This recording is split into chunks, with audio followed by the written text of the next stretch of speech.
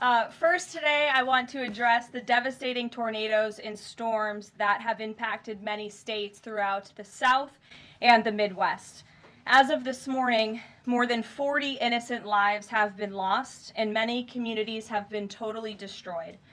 The president has been actively monitoring the situation, and the Trump administration is engaged with governors and local officials to restore affected communities and livelihoods. Everyone impacted is in our prayers, and President Trump is fully prepared to assist state and local officials as they recover from the horrific damage. The president has had a very busy weekend, making our country and the world a much safer place. President Trump ordered decisive military action against the Houthi terrorists in Yemen. These Houthi terrorists have engaged in piracy, violence, and terrorism against American ships for years under the Biden administration, costing billions of dollars and putting innocent lives at risk. Joe Biden's pathetic weakness invited these unacceptable attacks. But there's a new sheriff in town, and his name is Donald Trump. And the world is officially on notice. America has a commander-in-chief whose peace through strength approach is unwavering and should not be tested. As the president said, no terrorist force will stop American commercial and naval vessels from freely sailing throughout the world. Houthi terrorists and their Iranian backers should not cross President Trump again, and the president has made that clear today. On another important matter, President Trump signed a proclamation invoking the Alien Enemies Act regarding the invasion of the United States by the foreign terrorist organization Tren de Aragua. At the president's direction, the Department of Homeland Security carried out a counter-terrorism operation deporting nearly 200 violent Tren de Aragua terrorists, which will save countless American lives. Thanks to the great work of the Department of State, these heinous monsters were extracted and removed to El Salvador, where they will no longer be able to pose any threats to the American public. Tren de Aragua is one of the most ruthless terrorist gangs in the world, and they are responsible for some of the most heinous crimes that have occurred in our nation's history in recent years, including the savage murders of beautiful Laken Riley and Jocelyn Nungray. President Trump promised Laken and Jocelyn's families during his campaign that he would demand justice for their beautiful girls, and that's exactly what he did. As the president acknowledged during his inaugural address on January 20th, he pledged to invoke this act, and he has no higher responsibility than to defend our country from threats and invasions. President Trump will continue his historic efforts to seal the border and prevent these illegal invaders from coming here in the first place. As the New York Times is acknowledged over the weekend, President Trump's policies are working. Here's how the Times summed it up. Illegal crossings at the U.S.-Mexico border are down to their lowest level in decades. Once crowded migrant shelters are empty. Instead of heading north, people stranded in Mexico are starting to return home in bigger numbers. The border is almost unrecognizable from just a couple of years ago, when hundreds of thousands of people from around the world were crossing into the United States every month in scenes of chaos and upheaval. This is the Trump effect in action. And again, those are the words from the New York Times. We didn't need a border security bill. We just needed President Trump. All of these actions taken together are contributing to a wave of optimism about the direction of our great country. According to brand new polling from NBC News, more registered voters say the United States is heading in the right direction than at any point since early 2004. Americans support President Trump's common sense approach that's getting our country back on track in record time. Meanwhile, the president's critics can't say the same. That same new NBC poll also found that the Democrat Party has reached an all-time low in popularity. It turns out when you let your hatred of President Trump get in the way of doing what is best for America, the people reject you. Who would have thought? Joining us today in our new media seat is Kelly Meyer. She is a White House correspondent with News Nation. News Nation started in 2021 and is one of America's fastest growing cable news networks with a focus on news for all of America. It's part of a larger ecosystem. Nexstar, which is home to News Nation, the political website The Hill, the broadcast network The CW, and local Nexstar stations. With that, kick us off, please, Kelly. Thank you. What do you say to Americans who want safe streets but are concerned due process is being violated? The president is using every lever of his executive authority and his constitutional authority within the bounds of the immigration laws of our country to ensure that our streets are safer for law-abiding American citizens. And this administration is focused on detaining, arresting, and deporting illegal criminal aliens. And as you saw this past weekend, the president used his authority under the Alien Enemies Act to deport foreign terrorists. Tren de Aragua is now a designated foreign terrorist organization. And as I said, there were nearly 200 Tren de Aragua members who were sent to El Salvador this weekend. Countless lives will be saved because of this action. And if you talk to the families, the Angel families, as I mentioned, Blake and Riley and Jocelyn Nungray, they understand the grave cost of life at the hands of these illegal terrorists. And the president is proud to deliver on that promise for them. And just to follow up on that, this will be challenged later today in the courts.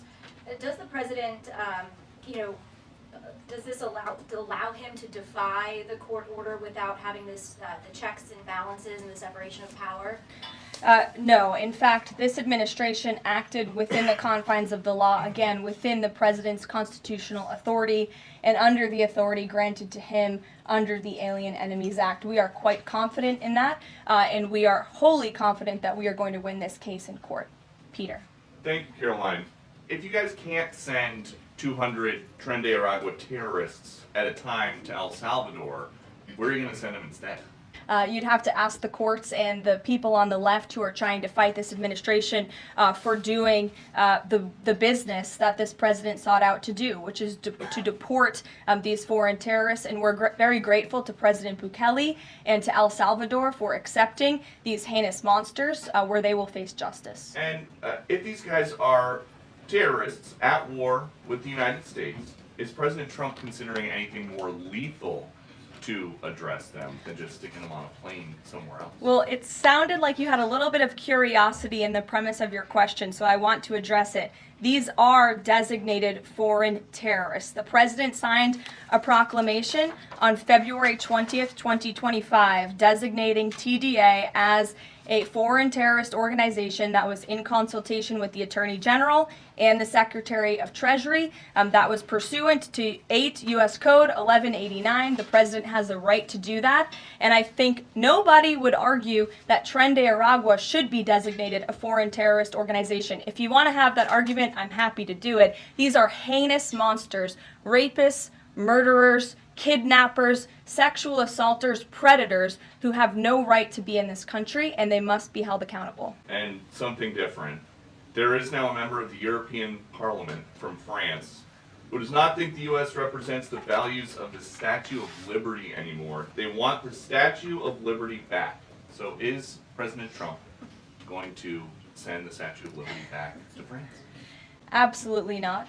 And my advice to that unnamed low-level French politician would be to remind them that it's only because of the United States of America that the French are not speaking German right now. So they should be very grateful to our great country. Kelly. Is the administration prepared to give the court what it wants in terms of the time of the flights that departed, that went to El Salvador, and some of those details that the judge is asking for in trying to determine the timing? Clearly, the 5 named individuals were not deported. That's right. In compliance. But looking more broadly, wanting to know about the timing of flights and so forth, because the verbal order did say turn around the flights if there's an issue. So is the administration prepared to provide that information? I'm prepared to provide it right now. All of the planes that were subject to the written order, the judge's written order, took off before the order was entered in the courtroom on Saturday. And the administration will, of course, be happily answering all of those questions that the judge poses in court later today. And for people who have due process questions about making certain that there wasn't anyone who was swept up who did not meet the criteria that you laid out. Is there a way for the administration to provide more detail about how that was determined, who the individuals were that met this deportation order? Yes, I can assure the American people that Customs and Border Patrol and ICE and the Department of Homeland Security are sure about the identities of the individuals who were on these planes and the threat that they pose to our homeland. They take this incredibly seriously. They are putting their lives on the line to deport these designated terrorists from our country, and they should be trusted to do that. And that's exactly what the American people elected this president to do. Just to follow up on that, so you're saying definitively that the administration can prove everyone that was put on those flights to El Salvador was either a member of Tren de Agua, MS-13, or some other entity? We've already provided the breakdown in the effort of transparency about the 261 illegal aliens who were deported. 137 of those were deported under the Alien Enemies Act. 101 of those were Venezuelans removed via Title VIII, which, as you know, are just regular immigration proceedings, and 23 of them were MS-13 Salvadorian gang members. There were also 2 MS-13 ringleaders as part of that group of 23 who President Bukele particularly expressed his gratitude for their return so he can demand justice in his home country. Jennifer. What criteria, though, other than, say, tattoos or maybe being in the wrong place at the wrong time, are they using to determine that someone is actually a member of one of these organizations? Intelligence and the men and women on the ground in the interior of our country who are finally being allowed to do their jobs. Their hands were tied under the previous administration, and as I said, they take their jobs very seriously. They should be trusted and respected by the American public with this operation, and of course, as I said to Kelly, the administration will provide all details to the questions that the court poses. Jennifer. One more follow-up on that. Can you say how much the U.S. is paying El Salvador to imprison these Venezuelans? And then a different question on Russia. I was wondering if you could give us an update on the ceasefire negotiations, and is there anything you can share on the list that Putin passed along to President Trump for the things he's requesting? Sure. To your first question, it was approximately $6 million to El Salvador for the detention of these foreign terrorists. And I would point out that is pennies on the dollar in comparison to the cost of life and the cost it would impose on the American taxpayer to house these terrorists in maximum security prisons here in the United States of America. And I would echo the message of our Secretary of State, Marco Rubio, who expressed his gratitude to President Bukele and El Salvador's government for their cooperation in this deal. As for Russia, as you know, the president announced last night on Air Force One on his return from his very busy weekend in Florida that he will be speaking to President Putin tomorrow. I won't get ahead of those negotiations, but I can say we are on the 10th yard line of peace, and we've never been closer to a peace deal than we are in this moment. And the president, as you know, is determined to get one done. Caitlin. I have 2 questions for you, one on the flights, but first on the president's post overnight saying that the pardons that were issued by President Biden preemptively to members of the January 6th committee, that they're now null and void. Have attorneys here at the White House told President Trump that he has the legal authority to undo a pardon simply because it was signed by auto pen, as he said? The president was begging the question that I think a lot of journalists in this room should be asking about whether or not the former president of the United States, who I think we can all finally agree was cognitively impaired. I know it took people some time to finally admit that, but we all know that to be true, as evidenced by his disastrous debate performance against President Trump during the campaign. I digress on that. But the president was raising the point that did the president even know about these pardons?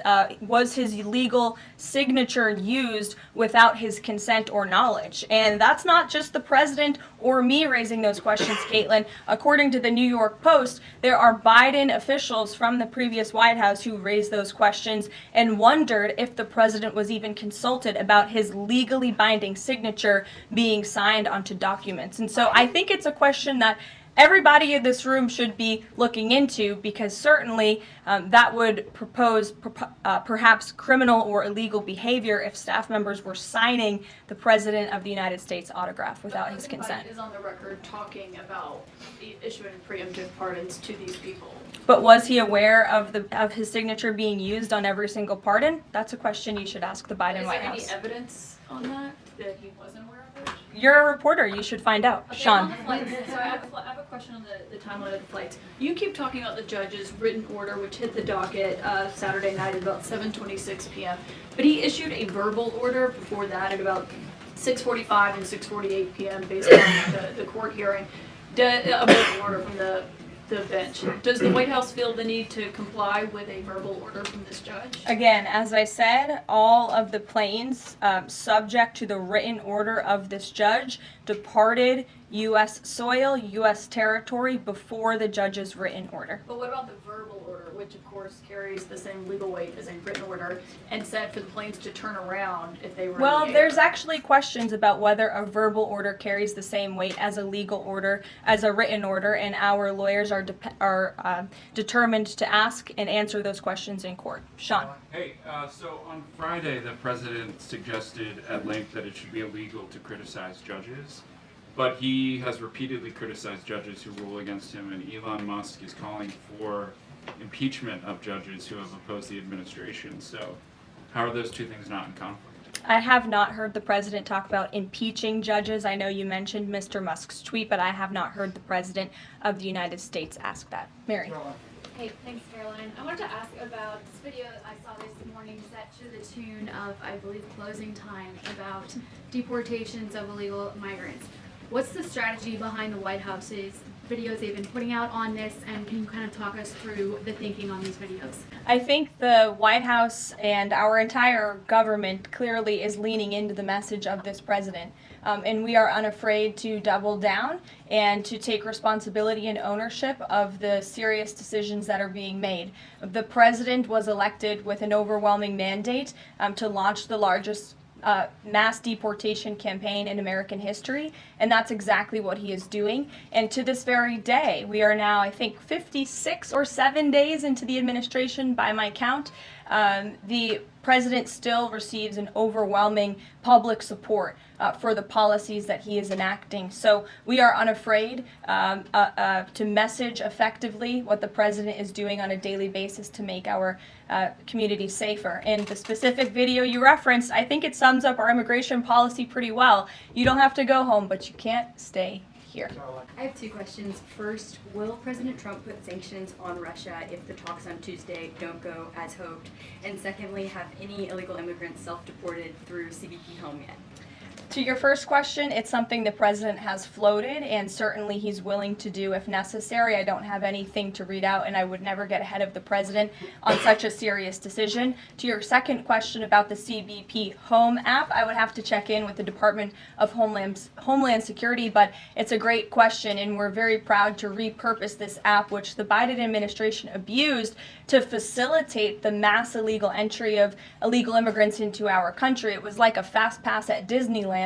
That's not happening under this administration. We are encouraging illegal immigrants to actively self-deport to maybe save themselves from being in one of these fun videos. President Trump strafe-bombed the Houthis yesterday. He said that if they retaliate, he was going to personally hold Iran accountable for that. Holding them accountable, what would that look like? Well, I would defer you to what the president put out this morning, John, where he said very clearly, I will read it, "Let nobody be fooled. The hundreds of attacks being made by Houthi, the sinister mobsters and thugs based in Yemen, who are hated by the Yemeni people, are all created by Iran. Any further attack or retaliation by the Houthis will be met with great force, and there is no guarantee that the force will stop there. Iran has played the innocent victim of rogue terrorists from which they've lost control, but they haven't lost control. They are dictating every move, giving them the weapons, supplying them with money and highly sophisticated military equipment, and even so-called intelligence.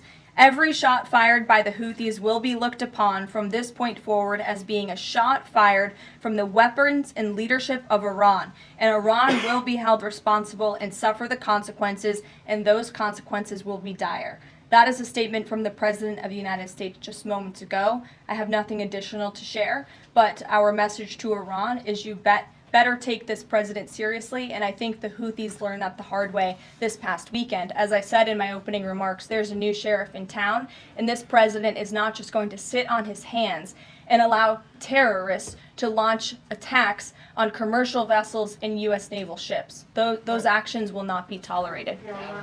Sure. On the economy. So after mostly a down week last week in the economy, you've been very vocal as well as other cabinet members about how we're in a transition and about how this economic transition, and there's a plan, a long-term plan for tariffs on this. How concerned is the president that the markets and Americans, for lack of a better term, will freak out over these tariffs and be concerned about a long-term plan? Sure. I think I've been asked this question and answered this question respectfully, Edward. We are in a period of transition. The president has made that clear. He also has made his belief in tariffs and what they will do for our great country clear, restoring wealth back to our country. And if you look at the president's first-term economic formula, massive deregulation, tax cuts, lowering the cost of living with an energy boom, which the American people can expect soon.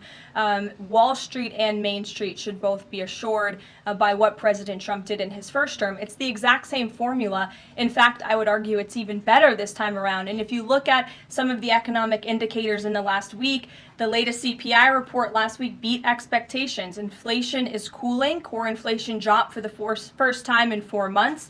The national average of the price of gas is down 42 cents from 1 year ago. And there was also a new report out this morning about wholesale egg prices. They continue to fall. A dozen eggs are now $3.10 cheaper since January 24th. First, that's a 47% decrease overall. So I think the American people do have great reason to be optimistic about this economy. And as I've said repeatedly, it continues to be true. The administration has a whole of government effort to fix the economic mess created by Biden. So the president has pointed to that April 2nd tariff deadline, so to speak. Is the tariff back and forth sort of done now? We're just all looking towards April 2nd? Well, I think the president would tell you that all options are always on the table, and he's always ready to respond if he feels the United States is being unfairly treated by our allies and also our competitors around the world. But yes, the April 2nd day is a big day for the country, as the president has said. Reciprocal tariffs will go into effect. We'll have more details on that as the date nears, but our entire trade team, Secretary Lutnick, Secretary Bessent, the Vice President has been quite involved in these talks and discussions as well about what that will look like. And the President, as you always do, you will hear from him directly on it. Former Pardon Attorney Elizabeth Warren believes she was fired for refusing to sign off on a move to restore gun rights to actor Mel Gibson. DOJ's Todd Lynch says no. But I want to know, is the administration dedicated to restoring gun rights to felons who served their times? I ask this because I've talked to people who were pardoned. They felt that was important. Of course, this isn't necessarily for a pardon. What is the president's thinking on this issue? Sure. After you've served your sentence, should you have gun rights? It's an important question. It is one I have not spoken to the president about on his views, but I will take it to him this afternoon. I will tell him you asked, and we will get you an answer. A question for you regarding the administration complying with judges' orders. I want to ask about an administration spokesperson whose the borders are, Tom Homan. He was on Fox News. We love Tom Homan. And he was talking about the deportations, and he said the following. He said, "We're not stopping. I don't care what the judges think," which seems to me, just reading that, that you don't care what orders come from the federal bench. Is that the case? Can you clarify that, please? Well, I think since you just quoted Tom, I'll quote Tom. He said, "I don't care what the judges think, but I can assure you that the administration is complying with the court order." And as I've said repeatedly from this podium, all of the flights that were subject to the judge's written order departed before the written order, and we are prepared to make that case in court later this afternoon. Reagan. And then if I could, on Russia, the president, as you pointed out, Caroline, made some remarks on Air Force One coming back from Florida, and he seemed to indicate that the conversation tomorrow concerns essentially dividing up assets, dividing up territory associated with the war in Ukraine. Has President Zelensky given President Trump that authority? Is that what is going to take place tomorrow?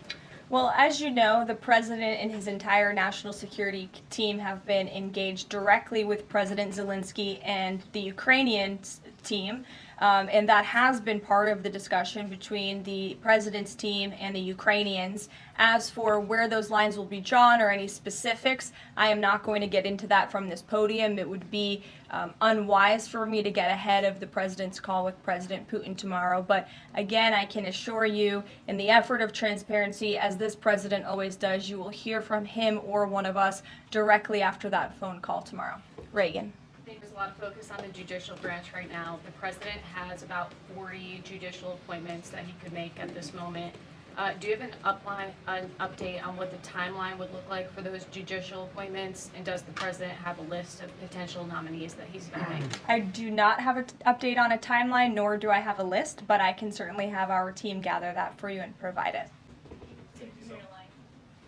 Sure. Thank you, Caroline. So the president is visiting the Kennedy Center this afternoon to He attend is. a board meeting. A question about what happened a few weeks ago. The Kennedy Center got bomb threats targeting a performance by Shingyun Performing Arts, which is an American company showcasing China before communism. This company has been targeted, unfortunately, by the CCP for years. I'm wondering if this administration has a response to this, and also as the president is putting an emphasis on arts and culture, what's the administration's message to potentially foreign state actors who are trying to disrupt that in the U.S.? Don't disrupt it. This administration will take that very seriously and hold you accountable. We obviously condemn any violence or threats of violence against American institutions. And the president will be traveling to the Kennedy Center later this afternoon.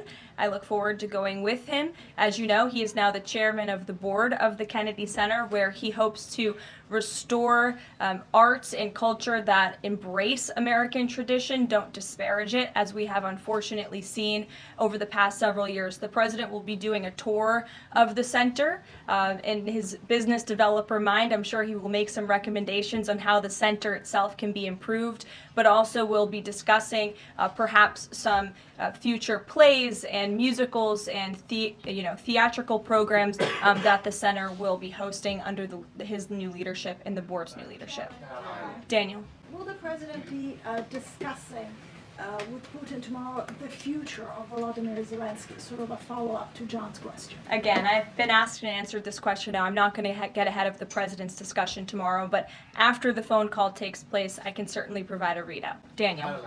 Caroline, thank you so much. You mentioned earlier in the briefing that you guys are at the 10-yard line of peace. Given the amount of progress that you've made in such a short amount of time, is that an indictment of the previous administration's foreign policy stance, and is it just more proof that you need to talk to people to sort of get things done?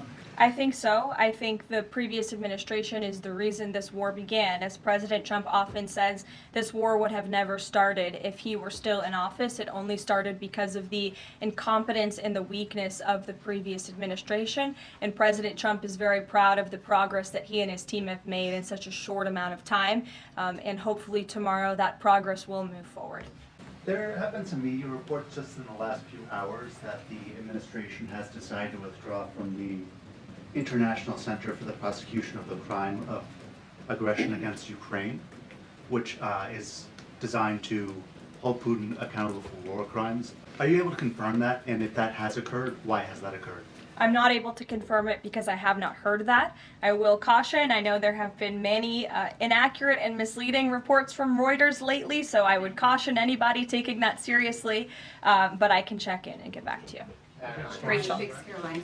Is it the president's belief that the Justice Department should be investigating members of the January 6th Select Committee? Is he directing the DOJ to do that? As the president made it very clear in his address on Friday, I believe some of you were there, I was there, he made his vision for what he would like to see of the Department of Justice very clear, but he said that he has appointed great people in Attorney General Pam Bondi and also in our FBI Director Kash Patel to do what they think is best for our justice system and to stop the weaponization of justice that we saw under the previous administration against not just President Trump but his supporters as well. We want to restore the Department of Justice to an institution that focuses on fighting law and order and crime and putting real criminals behind bars, not targeting Americans because of their religion or their political speech. We saw that under the previous administration and it's unacceptable to this president. And just to follow up really quickly on just Homan's comments from earlier, a few weeks ago in the Oval Office, the president said he will always abide by the courts. We heard what Tom Homan said earlier today.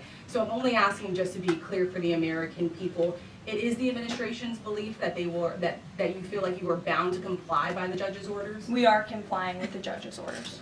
Question on the storm. Sure. What role does the president see for FEMA with these storms? He's talking about getting rid of FEMA, states handling their own disasters. Does he plan to change how the federal government responds to these storms? There hasn't been a change yet. That doesn't mean there couldn't be in the future. But as of right now, the president, the entire administration are actively monitoring the storms, as I said. In fact, before I came down here, there was an email note in my inbox from the Department of Homeland Security on what they are actually doing state by state across the board. So rest assured, Secretary Noem and her team is on it, and I would defer you to the Department of Homeland Security for any further details. One more question. The president referenced power plants with a conversation with Vladimir Putin.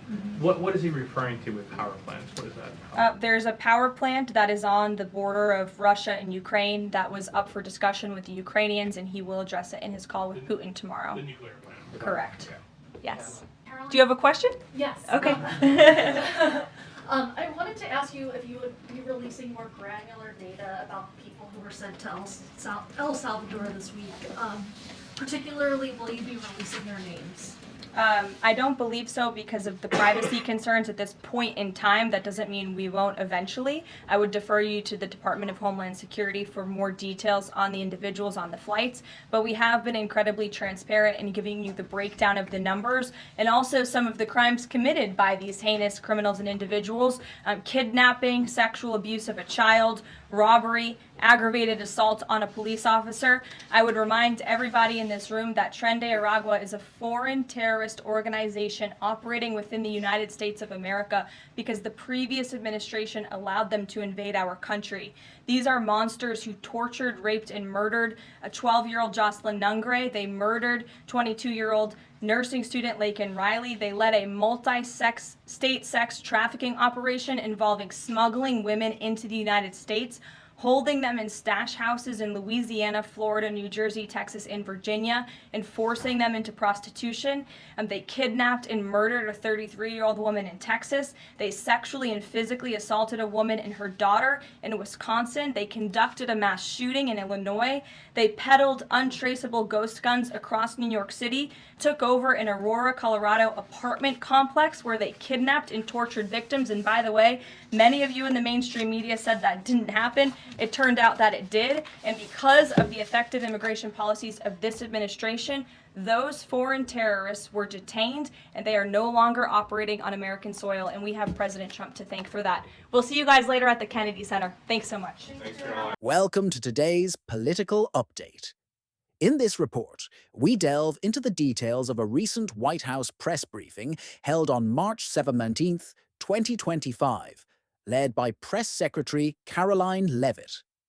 The briefing covered a range of topics from domestic disasters to bold national security measures, and included discussions on immigration policies, economic reforms, and judicial processes. Throughout the session, Leavitt addressed the severe impact of tornadoes and storms on communities across the southern and midwestern United States, noting tragic losses and widespread devastation. She also emphasized decisive military action abroad against Houthi terrorists in Yemen, reinforcing America's commitment to protecting its maritime interests. Furthermore, the briefing detailed a significant deportation operation targeting members of the terrorist group Tren de Aragua, alongside other criminal elements, all executed under strict legal authority. Economic updates highlighted positive trends such as declining inflation and lower gas prices, while media inquiries focused on controversial topics, including the legal validity of presidential pardons.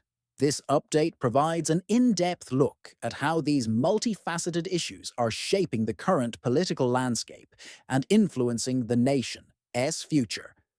Join us as we break down each critical element, offering clear insights into the administration's policies and their broader implications.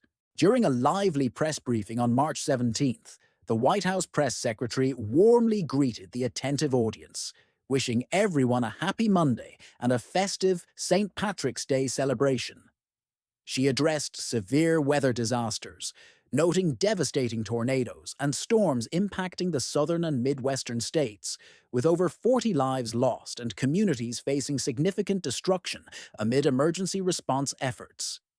The administration confirmed it was closely monitoring the crisis, coordinating with governors and local officials to provide immediate assistance, while keeping the nation's prayers with affected families and devastated communities. Shifting focus to national security, the briefing highlighted President Trump's decisive military action against Houthi terrorists in Yemen, asserting a robust response to long-standing maritime security threats and persistent challenges. In a dramatic development, the briefing detailed a significant deportation operation, targeting nearly 200 individuals linked to the notorious terrorist organization Tren de Aragua, under the Alien Enemies Act. Leavitt described Tren de Aragua as a ruthless organization responsible for horrific crimes, including severe murders, kidnappings, and abductions, emphasizing that their removal ensures enhanced safety for American communities nationwide. She reiterated that the deportation sweep also included Venezuelans and MS-13 members, executed with strict adherence to legal orders and in full compliance with established judicial mandates without exception today. Facing tough questions on due process, Leavitt firmly asserted that the administration operated entirely within constitutional boundaries, ensuring all deportation flights departed before any judicial written orders were formally issued. When pressed for specifics regarding flight timings and compliance, she promised additional details would emerge during upcoming court proceedings, reinforcing the administration's legal commitment to transparency and strict accountability. Indeed. Leavitt also shifted focus to economic matters, highlighting positive signals such as falling inflation, reduced gas prices, and decreased wholesale costs that signal a recovering American economy across key sectors.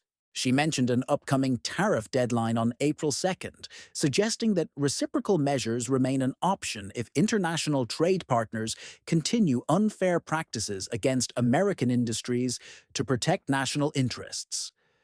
During the press conference, reporters questioned the legal validity of pardons issued via AutoPen, alleging potential irregularities, which Leavitt deflected by urging media to direct questions to the opposing administration. Further inquiries probed whether judicial orders could be ignored, to which Leavitt maintained that all actions were legally justified, emphasizing adherence to court rulings and proper administrative procedures beyond doubt. Leavitt's responses consistently deflected personal accountability by questioning whether signatures were authorized, suggesting reporters verify claims with the Biden administration, thereby shifting focus from executive actions with transparency. In her closing remarks, Leavitt detailed additional terrorist crimes, including abductions, rapes, and murders, underscoring the urgency of deportation operations to protect American citizens and secure national peace and stability. She affirmed that these decisive actions directly fulfilled President Trump's campaign promises, aimed at safeguarding the nation, restoring law and order, and ensuring long-term security for all Americans without hesitation. Throughout the briefing, Leavitt emphasized transparency, promising that all aspects of the administration's actions would be scrutinized in court, reinforcing commitment to legal accountability and procedural fairness beyond any doubt.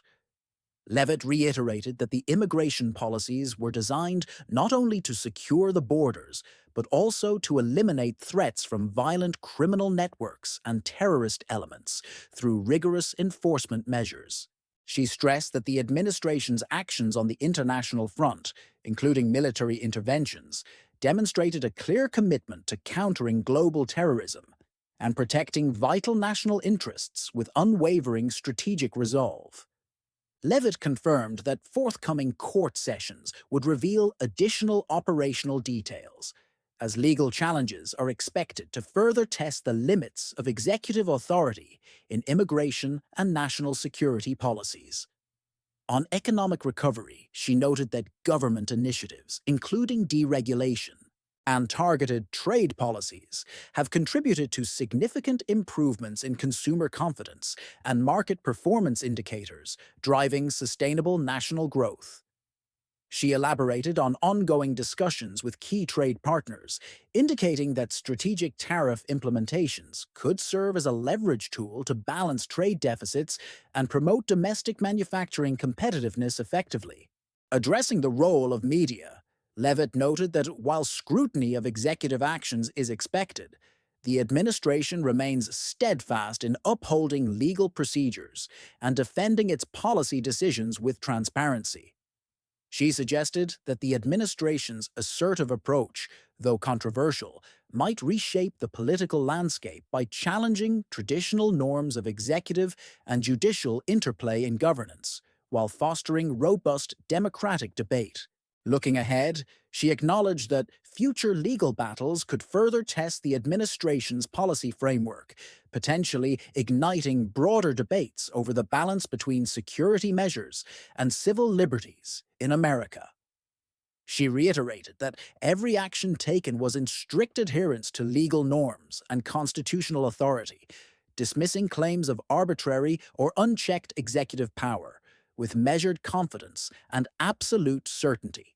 In final observations, it is evident that the administration's aggressive policy measures signal a transformative period in American politics, where national security, economic reform, and judicial processes converge decisively indeed. Internationally, the briefing reflected a pivot towards proactive security measures, with expectations that strengthened defense strategies will bolster global stability and reaffirm America's commitment to counterterrorism efforts with unwavering resolve. She cautioned that politically charged rhetoric, while energizing some voter bases, must be balanced with accountability and transparency to maintain public trust in governmental institutions for the sake of democracy. Ending on an open note, the briefing leaves audiences contemplating the evolving interplay of law, policy, and politics, inviting ongoing reflection on America's future direction without definitive closure as discussed.